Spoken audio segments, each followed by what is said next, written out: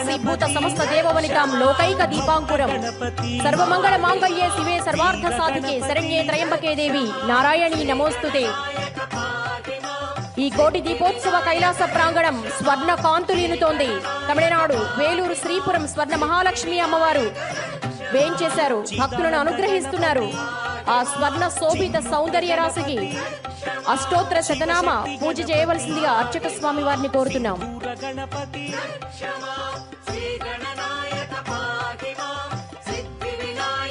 భక్తులందరికీ మనవి, చౌకీల ముందు కూర్చున్న వాళ్ళు, అలాగే వేదిక ముందు భాగంలో ఉన్న వాళ్ళు అందరూ కూడా జాగ్రత్తలు పాటించండి.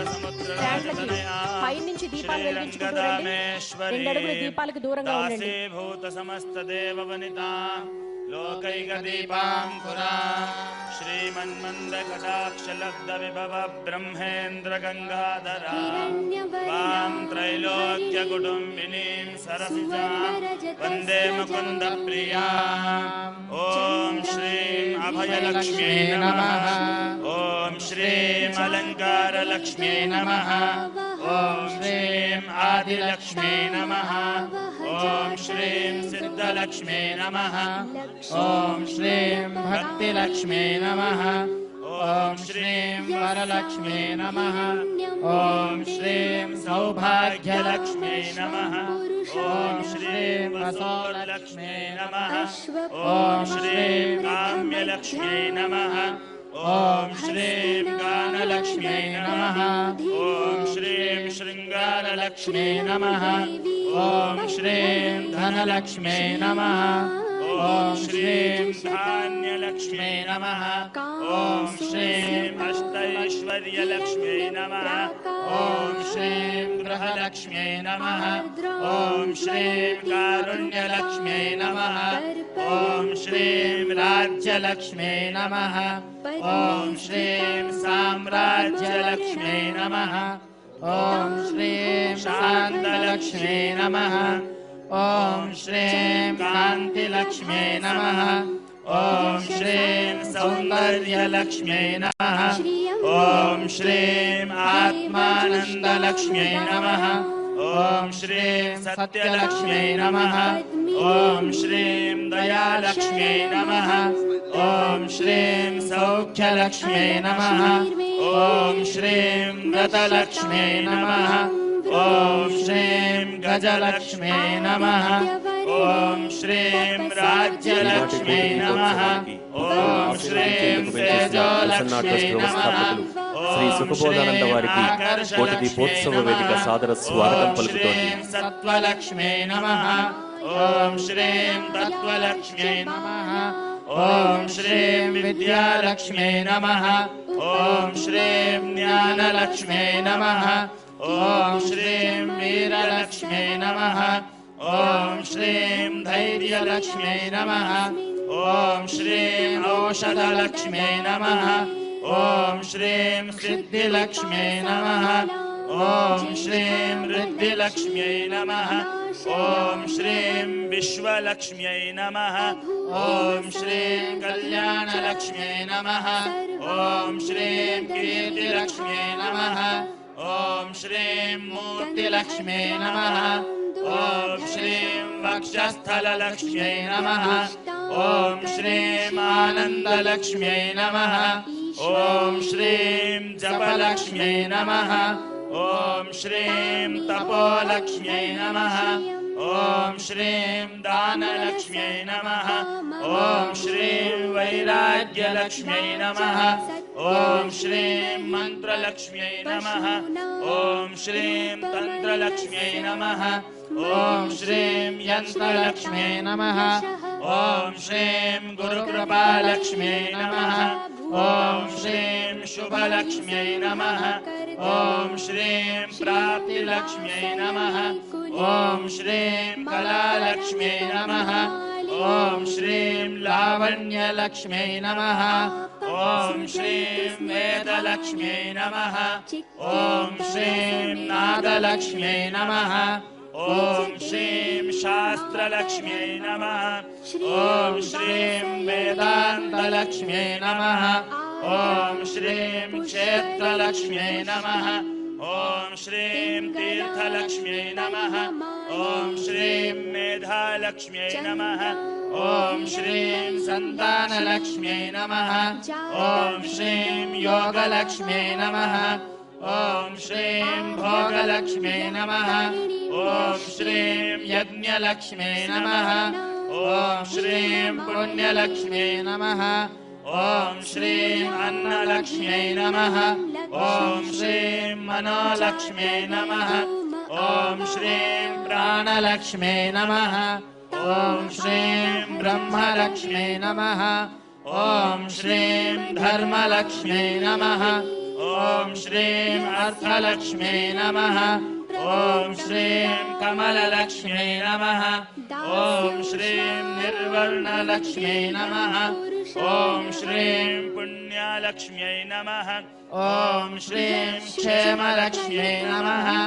ॐ श्रीं श्रद्धालक्ष्म्यै नमः ॐ श्रीं चैतन्यलक्ष्म्यै नमः ॐ श्रीं भूलक्ष्म्यै नमः ॐ श्रीं भुवनलक्ष्म्यै नमः ॐ श्रीं स्वरलक्ष्म्यै नमः ॐ श्रीं त्रैलोक्यलक्ष्म्यै नमः ॐ श्रीं महालक्ष्म्यै नमः ॐ श्रीं मङ्गललक्ष्म्यै नमः ॐ श्रीं सत्यलोकलक्ष्म्यै नमः ॐ श्रीं भाग्यलक्ष्म्यै नमः ॐ श्रीं वृद्धिलक्ष्म्यै नमः ॐ श्रीं वीरलक्ष्म्यै नमः ॐ श्रीं वैकुण्ठलक्ष्म्यै नमः ॐ श्रीं नित्यलक्ष्म्यै नमः ॐ श्रीं ज्योतिलक्ष्म्यै नमः ॐ श्रीं वंशलक्ष्म्यै नमः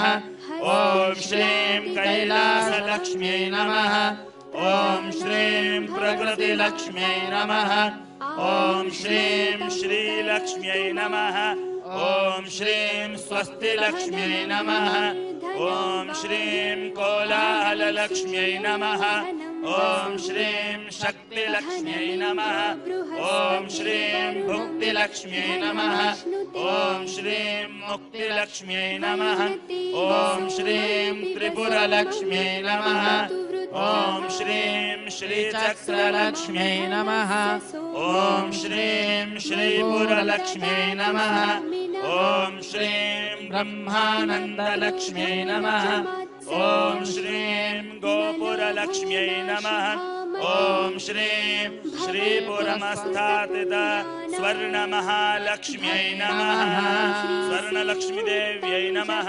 नानाविधपरिमलपत्रपुष्पाणि समर्पयामि ॐ दूरसि दूर्वधूर्वन्तं दूर्वतयोऽस्मा दूर्वतितं दूर्वजं वयं दूर्वामः ॐ वनस्पतिरसोद्भूतं गन्धाढ्यं सुमनोहरम् आघ्रेयः सर्वदेवानां धूपोऽयं प्रतिगृह्यता भगवते स्वर्णलक्ष्म्यै नमः धूपमाग्रापयामि ॐ चन्द्रमा मनसो जातः चक्षुः सूर्यो अजायत मुखादिन्द्रश्चाग्निश्च प्राणाद्वायुरजायत भगवते स्वर्णलक्ष्म्यै नमः प्रत्यक्षं साज्य दीपं दर्शयामि दीपानन्तरम् आचमनीयं समर्पयामि ॐ नाभ्यासीदन्तरिक्षं शीर्ष्णोर्ध्यौ समवर्तत पद्भ्यां भूमिर्दिशश्रोत्रात् तथा लोकागुम् अकल्पयन् ॐ मधुवातारितायते मधुक्षरन्ति सिन्धवः माध्वीर्नः सन्तोषधीः मधुनक्तमुतोषसो मधुमत्पार्थिवगुरजः मधुद्यौरस्तु नः पिता मधुमान्नो वनस्पतिर्मधुमागो वस्तु सूर्यः माद्वीर्गा भवन्तु नः भगवते स्वर्णलक्ष्म्यै नमः नैवेद्यं श्रीलक्ष्मीर्वरलक्ष्मीश्च ॐ भगवते स्वर्णलक्ष्म्यै नमः नैवेद्यं निवेदयामि नैवेद्यानन्तरम् ॐ करैर्वहन्तीं कमलास महादेव्यै च विद्महे विष्णुपत्न्यै च धीमहि तन्नो लक्ष्मीः प्रचोदयात्। ॐ सर्वमङ्गलमाङ्गल्ये शिवे सर्वार्थसाधिके शरण्ये त्र्यम्बके गौरी नारायणि नमोऽस्तुते। शरणागत दीनार्थ परित्राणपरायणे सर्वस्यार्तिहरे देवी नारायणि नमोऽस्तुते। ॐ महादेव्यै च विद्महे विष्णुपत्न्यै च धीमहि तन्नो लक्ष्मीः प्रचोदयात्। भगवते स्वर्णलक्ष्म्यै नमः। कर्पूरनीराजनं दर्शयामि, नीराजनार्थं पुष्पाणि समर्पयामि, आचमनीयं समर्पयामि, दिव्यरक्षां धारयामि, आत्मरक्षां धारयन्तो। भगवते स्वर्णलक्ष्मी माता की, भगवती स्वर्णलक्ष्मी माता की, भगवती स्वर्णलक्ष्मी माता की, भगवती स्वर्णलक्ष्मी माता की। హిరణ్యవర్ణాం హరిణిం అంటూ బంగారు చంద్రబింబం కలిగిన స్వర్ణ మహాలక్ష్మి అమ్మవారు శ్రీ సూక్తంలో అద్భుతంగా మహాలక్ష్మి అమ్మవారిని అభివర్ణించడం జరిగింది. ప్రస్తుతం స్వర్ణ మహాలక్ష్మి అమ్మవారికి అష్టోత్తర శతనామావళి పరిసమాప్తమైంది. ఇక సత్యదేవునిగా పేరుగాంచిన ఆది పూజ్యుడు కాణిపాకం శ్రీ వరసిద్ధి వినాయక స్వామి వారు ఓ బావిలో స్వయంభూగా వెలసి అంతకంతకు పెరుగుతూ తన మహత్యాన్ని చాటుతున్నాడు కాణిపాకం గణనాథుడు. సంకష్ట